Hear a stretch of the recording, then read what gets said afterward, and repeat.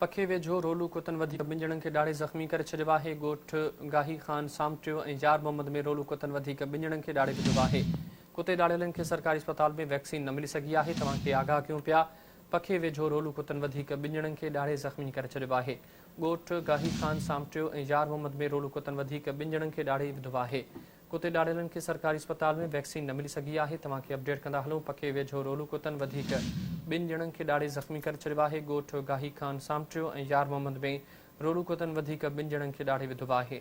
कुते ॾाढेलनि खे सरकारी अस्पताल में वैक्सीन न मिली सघी आहे। तव्हांखे अपडेट कयूं पिया, पखे वेझो रोलू कुतन वधीक ॿिनि ॼणनि खे ॾाढे ज़ख़्मी करे छॾियो आहे। ॻोठ गाही ख़ान सामटियो में ऐं यार मोहम्मद में रोलू कुतन वधीक ॿिनि ॼणनि खे ॾाढे विधो आहे।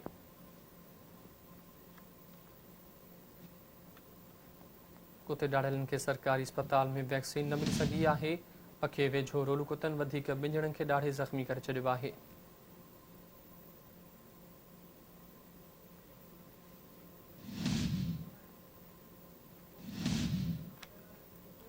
कुते ॾाढेलनि खे सरकारी अस्पताल में वैक्सीन न मिली सघी आहे। तफ़सील मालूम कंदासीं। अली कुल मुग़ैरी लाइन ते मौजूदु आहे।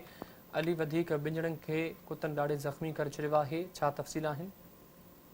जी नाज़रीन, तव्हांखे ॿुधाईंदासीं त पको में रोलू कुतन आज़ाद अची न सघिया।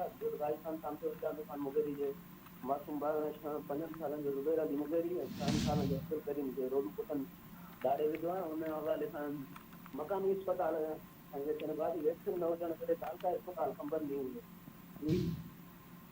ठीकु आहे अली गुल, महिरबानी असां तफ़सील ॾिना।